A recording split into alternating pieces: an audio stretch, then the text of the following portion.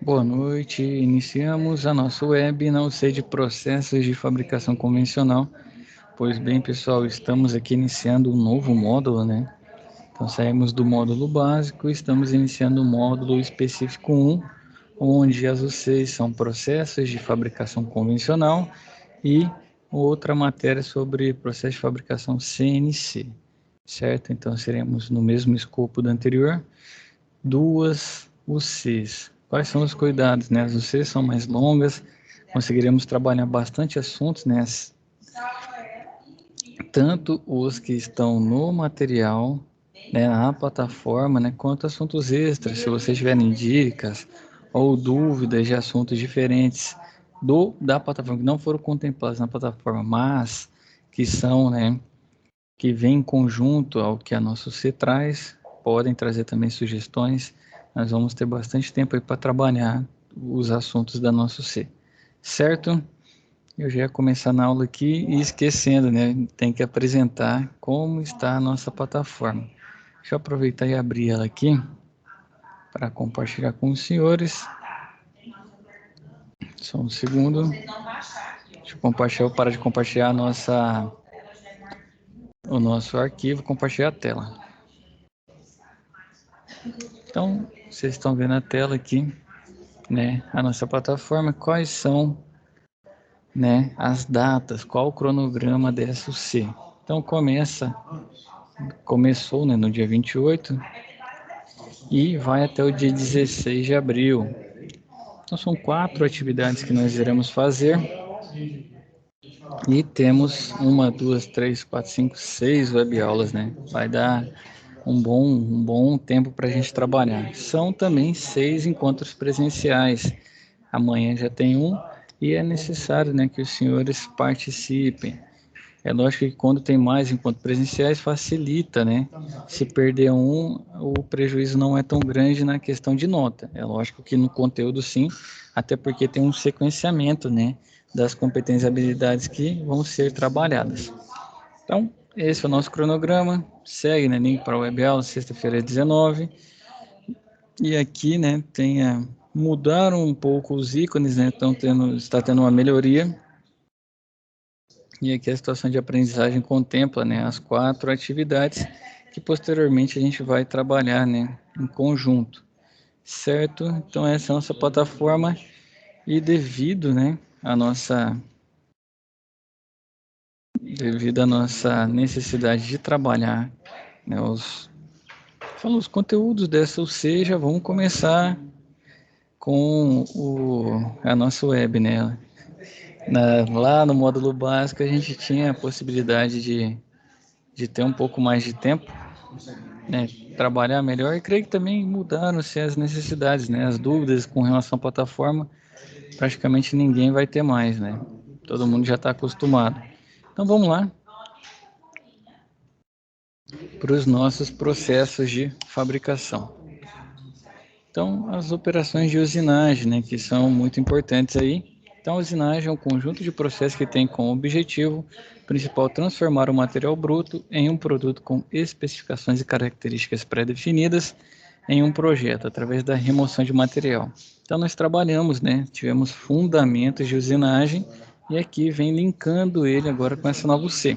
Então, as operações de usinagem caracterizam-se como um conjunto de operações que podem ser realizadas por cada processo, seja ele tornear, fresar, mandrilar, retificar ou qualquer outro que tenha como características de produção e remoção do material, proporcionando diferentes características ao produto.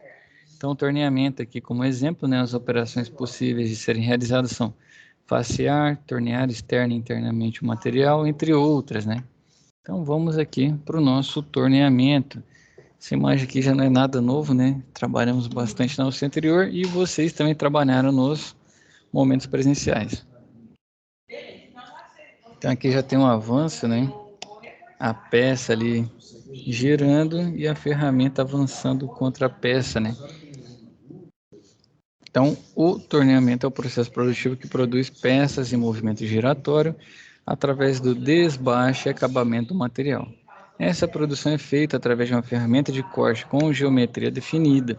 Para que ocorra o processo produtivo de torneamento, é necessário que a peça gire em torno do eixo principal da máquina e que, progressivamente, a ferramenta avance sobre a peça, removendo o material. Então, torneamento, características principais. Geralmente para peças, né, de geometria circular, cilíndrica, né, acho que é melhor a palavra que melhor encaixa é cilíndrica, a peça gira e a ferramenta avança contra a peça, né, avança sobre a peça. Então, esse torneamento aqui é uma imagem bem legal. Creio que todo mundo, mesmo no celular, está conseguindo ver bem.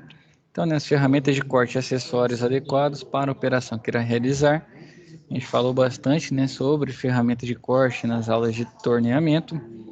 Aqui tem várias, né, com diferentes especificidades para diferentes atividades. Temos também, né, calcular os parâmetros de corte para as operações, se for um desbaste, se for um acabamento, devido à qualidade, né? Se for muito rápido, você pode ter uma qualidade menor.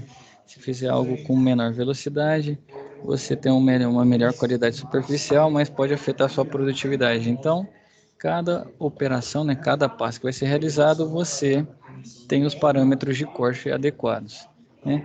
Então tem que travar o acessório, fixar a ponta no mangote do cabeçote móvel, fixar a ferramenta no porta-ferramentas e aproximar na ponta do mangote, conferindo assim o alinhamento da ferramenta. Então a fixação da ponta no mangote do cabeçote móvel, fixar a ferramenta no porta-ferramenta e verificar o alinhamento da ferramenta.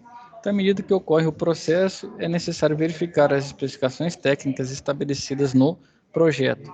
Para isso, deve-se acionar o dispositivo de segurança da máquina e verificar as condições do instrumento e medir a peça. Então, acionar o botão de emergência muito pela NR12, né? Hoje em dia as máquinas, praticamente as que saem de fábrica, já tem as muito antigas, né? Se não, ainda não tem, tem que fazer a adequação. E justamente aqui, né, especificação técnica ali da castanha, ou conferindo também da peça, né, fazendo essas medições. E temos as operações, né, temos o faceamento, uma operação no torneamento, né, faceamento é uma operação de usinagem comum aos diferentes tipos de peças que podem ser produzidos pelo torneamento. Ela consiste em produzir no material uma face plana que seja perpendicular ao eixo da peça. Outra operação é o torneamento externo e interno.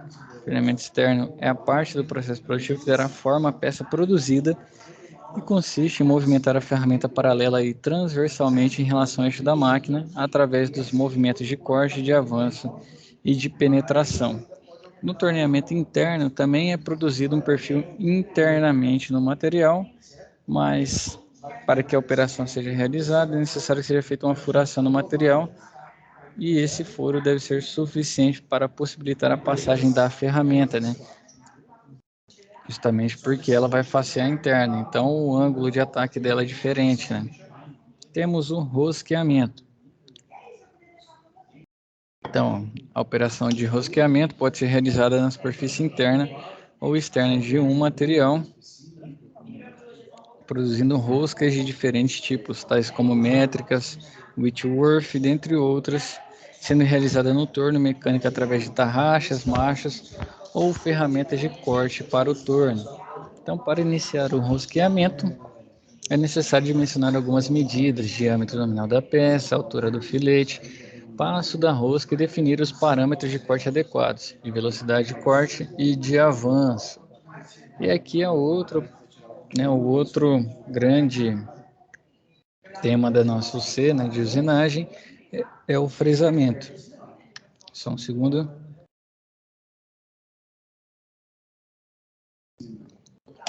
A fresagem é um processo de fabricação que produz peças com diferentes superfícies planas e combinações destas.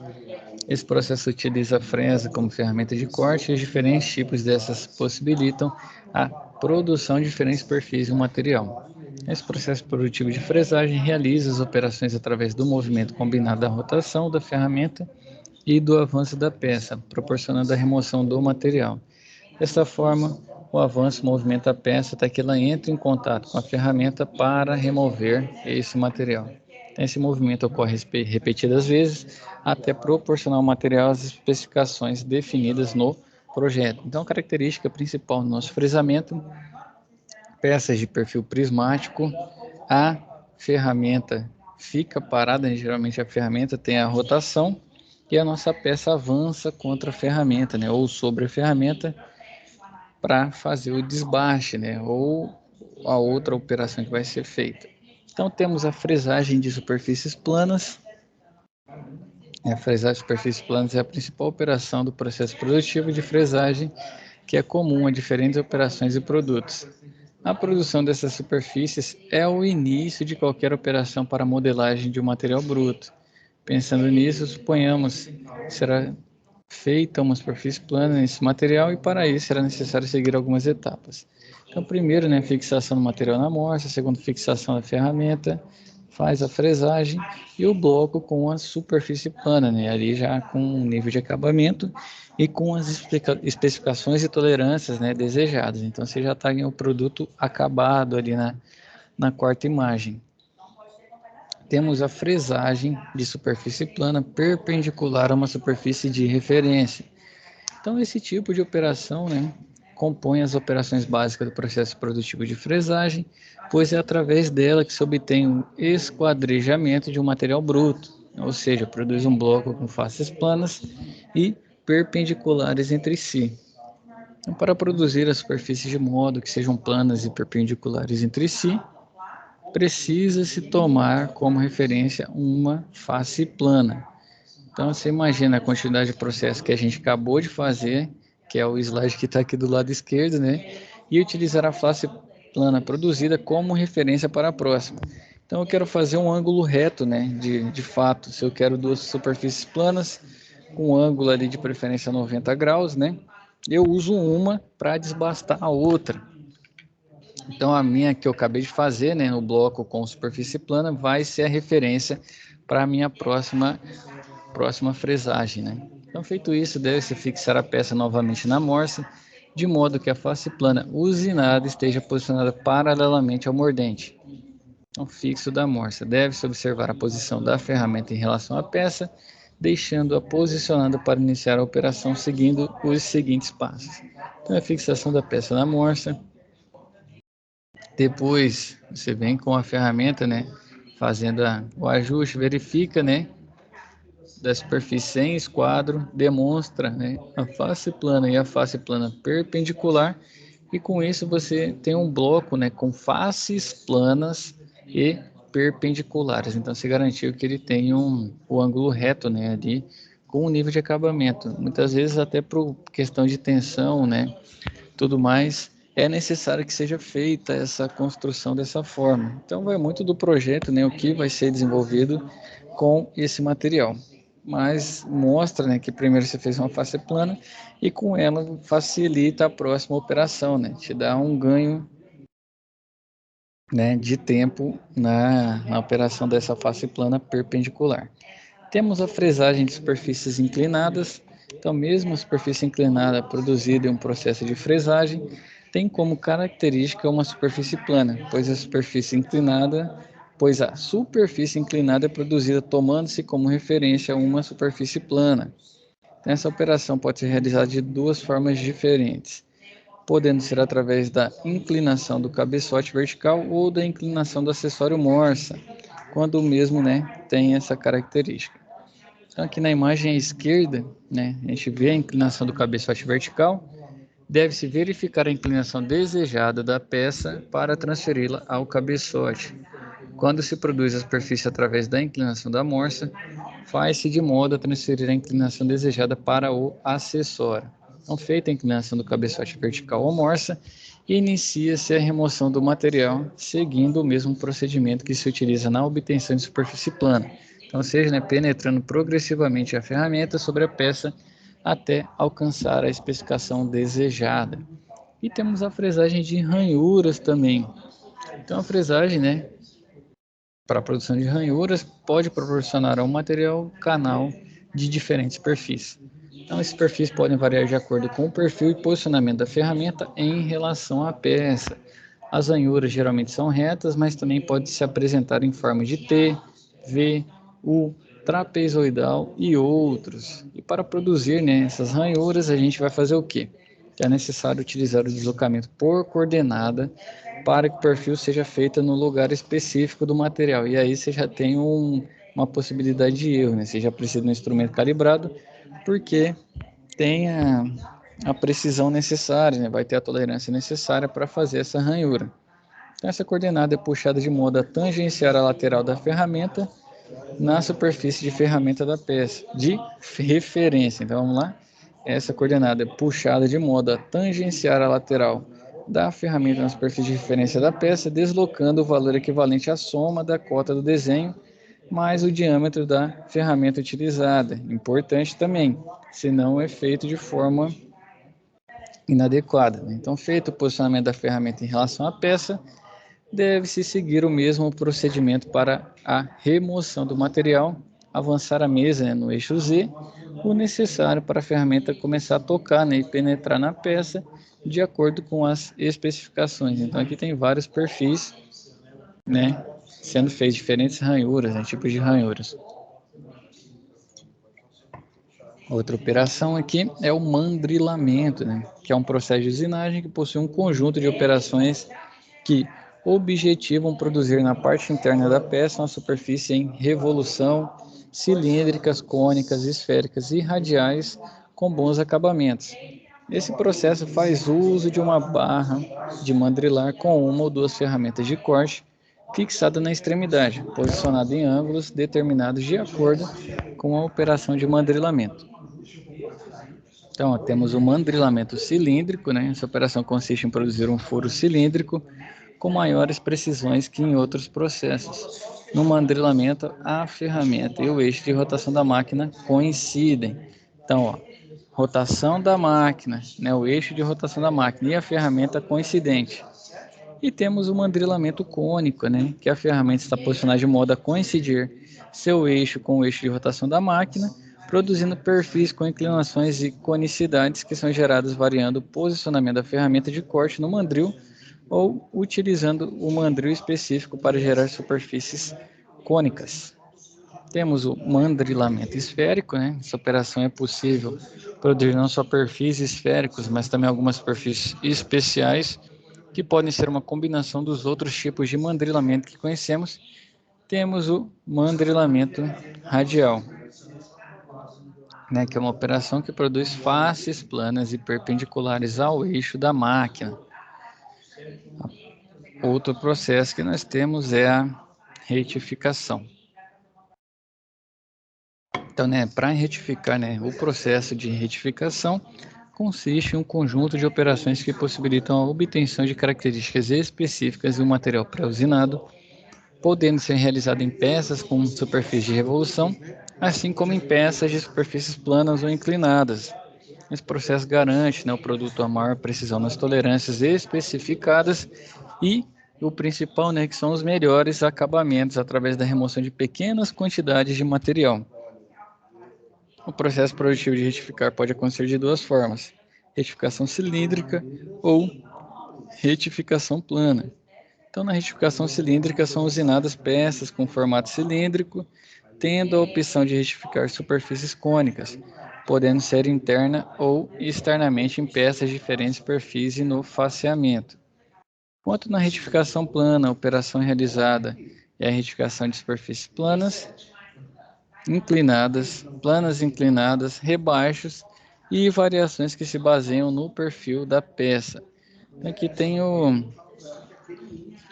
passo a passo, né, da retificação superfície plana. Então, antes de iniciar, né, essa operação de retificação, deve-se verificar o rebolo, que é um item principal aí nesse processo. Então, os dispositivos de segurança da máquina e os parâmetros que serão utilizados no processo. Esses procedimentos são comuns, né, ao processo produtivo de retificar. Então, as etapas produtivas são limpar a peça, depois limpar a mesa magnética, fixar a peça na base magnética, aproximar o rebolo, né, da peça sem encostar, depois vai limitar o curso da mesa em relação à ferramenta, de modo, né, que o rebolo percorra todo o comprimento da peça, afastando-se dela a uma pequena distância. Se aciona a rotação do eixo da máquina Depois, aciona o movimento de avanço da mesa, da máquina, né? Longitudinal e transversal, onde está fixada a peça. Aciona o dispositivo de fluido de corte. Aproxima a ferramenta da peça de forma progressiva, avançando com pequenas dimensões, né, de milimétricas, justamente porque o nível de acabamento mais alto, você não pode ter uma velocidade de corte, nem um avanço muito alto. Depois, se afasta a ferramenta, penetra a ferramenta na peça, retifica, né, a superfície até alcançar as suas tolerâncias, medidas desejadas e o nível de qualidade superficial também. Desliga a máquina e remove o produto, né, para verificação. Temos, né, também o processo para retificar superfícies cilíndricas e cônicas, né? Então, quais são as etapas, né? Os procedimentos iniciais. Isso é bem parecido à questão da limpeza, né? Tudo mais, fixação da peça na mesa magnética. Então, nessa aqui de superfícies cilíndricas e cônicas, né? As etapas para retificar superfície em revolução cilíndrica são similares, tanto cilíndrica quanto cônica. A diferença principal das operações está no ângulo de posicionamento da mesa em relação à ferramenta de corte. A operação de retificar superfícies cilíndricas dentro do processo produtivo acontece através dos seguintes passos. Então, você prende a peça com fixação em balanço na placa universal entre pontas. No primeiro caso, deve-se centrar a peça em relação ao eixo da máquina. Em caso de retificação cilíndrica, alinha-se a mesa de modo que seja garantido o paralelismo da superfície da peça. Então, se a retificação for realizada em uma superfície cônica, deve-se alinhar a mesa de modo que ela tenha metade do ângulo de inclinação que se pretende obter, conforme especificado no projeto.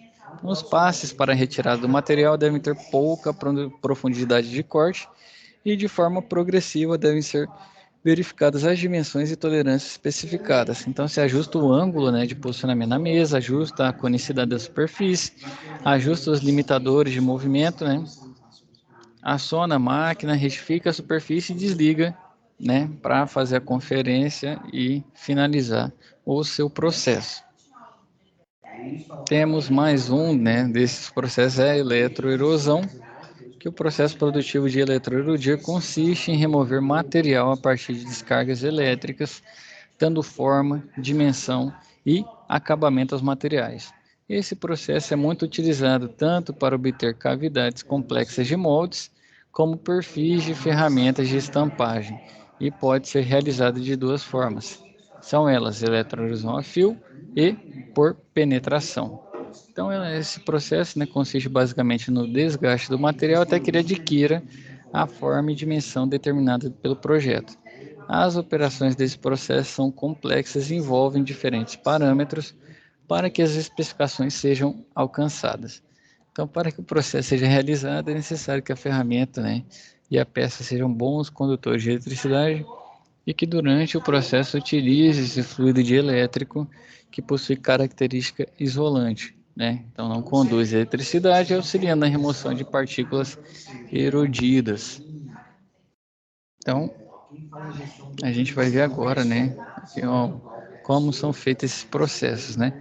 Na eletroerosão por penetração, nós temos, né, um eletrodo com o formato do produto a ser produzido. Esse eletrodo pode ser produzido pelos processos de tornear, fresar, a depender de suas características. Então, feito isso, seguindo os procedimentos de segurança, deve-se acionar a máquina de modo que esteja em corrente contínua com a polaridade positiva do eletrodo e a polaridade negativa da peça. Em algumas operações, a depender de características do material, pode-se utilizar a corrente contínua com a polaridade da peça e eletrodo invertidos. Transferir os parâmetros de processo para a máquina, né, para regular a operação de modo que a peça se desgaste mais que o eletrodo, controlar a vazão do fluido dielétrico sobre a peça, aproximar o eletrodo e peça para iniciar o processo, desligar, limpar a máquina e verificar o produto final. Então, diferente, né, desse tipo de eletroerosão que a gente acabou de ver, que é por penetração, temos a eletroerosão a fio, né, que ela utiliza um fio ionizado para realizar a operação e consegue produzir superfícies complexas com exatidão. Então, a operação acontece à medida que o fio percorre constantemente o material, agregando-lhes as características especificadas. Essas especificações são controladas durante o processo através de um computador e para que a operação seja realizada de forma eficaz e eficiente, deve-se seguir as respectivas etapas básicas. Então vamos lá para elas, né? Então aciona a máquina, ajusta parâmetros de processo, verifica a polaridade do eletrodo, posiciona o fio no orifício da peça, né? O material deve vir com o orifício que será utilizado para passar esse fio, né? E iniciar a operação. Então, aciona o fluido no processo de eletrolysão a fio. Comumente utiliza-se água deionizada com fluido e aí se inicia o processo. Então, a eletrolysão a fio realiza a erosão do material através de sucessivas descargas elétricas que acontecem entre a peça e o fio de forma constante à medida que ele percorre a peça, definindo as especificações de projeto. Essa operação é mais utilizada quando se deseja obter matrizes e punções de perfis complexos para ferramentas de estampo, né? E temos aqui mais um dos processos, né? Que é a furação. A furação é um processo de usinagem que consiste em produzir cavidades cilíndricas ou cônicas em um material. Essas cavidades são geradas através da máquina furadeira com a ferramenta de corte broca. Então temos a furação em cheio, né? Consiste em produzir cavidade removendo todo o volume do cavaco existente naquela área. Temos a furação de centros, né? Consiste em uma operação que realiza furos que servirão de guia para furações, né, posteriores. Temos a furação escalonada, que consiste na produção, né, de furos rebaixados, ou seja, né, produz dois furos com diâmetros diferentes e determinada profundidade. E temos a trepanação, que consiste em produzir um furo através da remoção de cavaco em uma área em forma de anel, né, deixando ao final do processo um núcleo maciço, certo? Na nossa próxima web aula, para onde que a gente vai? Nós iniciaremos aqui os processos de fabricação. Então veremos, ó, né, processo de fabricação mecânica, de onde que vem aqui, ó, olha lá, tem a usinagem, temos a conformação mecânica e temos união de peças, usinagem, torneamento, fresamento, furação, mandrilamento, eletroerosão, certo? Acabamos de passar por todos eles, lembrando que usinagem hoje, né, a nossa web, como o processo de fabricação convencional linka, né, os fundamentos que a gente viu agora já aplicados, as operações de usinagem nós acabamos de ver uma a uma, né, em sequência, e até uma aula mais, de certa forma, é para ser mais simples para todo mundo, que todo mundo já tem essa base, né, porque nós ficamos ali trabalhando os fundamentos de usinagem bastante tempo e já tivemos momentos presenciais, né, com a introdução. Precisa ser um expert? Não, mas tem que já ter a base, né? Já tem que ter as competências e habilidades que foram exigidas na UC anterior e se vocês estão aqui foram aprovados, né? Então vocês se dedicaram, estudaram, fizeram as atividades, foram aos momentos presenciais e foram aprovados. Então a parte dos processos de fabricação de usinagem foi basicamente uma revisão, um resumo, né? Por isso que foram passados todos de modo mais rápido aqui nessa web aula de hoje, que acabamos de ver por último, né? Invertemos a ordem e foi a furação. Na próxima, a gente vai entrar em quê? Em conformação mecânica. Ele acaba sendo mais longo, né? Por quê? Tem laminação, extrusão, trefilamento, forjamento, estampagem e, por último, né, um pouco mais curto, a união de peças, né? Com soldagem, brasagem e colagem. Então, eu prevejo, né, de 2 a 3 webaulas, creio que em 2 a gente consiga, né, trabalhar bem aí esses processos e essa matéria vai ser muito importante que vocês façam a leitura. Foram aprovados no módulo anterior, muito bem. Creio que como? Estudando, né? Então, não mudou nada. A questão do estudo segue, temos que estar dedicando pelo menos 1 hora por dia e a leitura vai ser muito importante para essas matérias, porque elas são muito teóricas, né? Tem a prática também, eu não sei se o Senai vai ter todos esses maquinários para fazer esses tipos de processos de conformação mecânica. União de peças já é mais tranquilo, né? Soldagem, brasagem, colagem, isso sim. Mas aqui na conformação mecânica, né, venda, fundição e tudo mais, já não é tão simples, né? Então, de toda e qualquer forma, vai ser muito necessário estarem presentes na plataforma fazendo a leitura do material. Isso aqui vai ser de suma importância para quê? Para atingir a nota? Beleza, ok. Esse é a nossa métrica, né? É muito importante, sim. Mas mais que isso, é adquirir a competência e habilidade, porque a gente sabe que nota, né, dependendo do caso, um senta com o outro, copia a atividade do outro, e isso ocorre de fato. Espero que na turma de vocês não aconteça, né? Mas eu já vi acontecer em outras. Então, muitas vezes a gente perde a oportunidade de adquirir essas competências, né? E por isso que a gente frisa tanto, eu friso tanto aqui, que vocês façam a leitura e o acompanhamento do material. Certo? Juscelino, boa noite. Chegou aqui. Tudo bem, meu rei? Boa noite, tudo bem? Cheguei meio atrasado. Só o ouro. Comecei a gravar no horário, né? E aí cheguei aqui no final da nossa web. Esse é o momento que eu ia perguntar se teve dúvida, né? Dúvida do nosso conteúdo abordado hoje, mas de qualquer forma vai estar gravado, tá? Disponibilizado lá na plataforma e a gente segue firme aí. Tá bom? Se tiver uma dúvida de anterior ou você já leu o livro, né, e tem alguma, pode ficar à vontade, meu rei. Então, tranquilo. Depois eu revejo a aula na plataforma. Fechado, então, Juscelino. De toda e qualquer forma, agradeço a presença, né?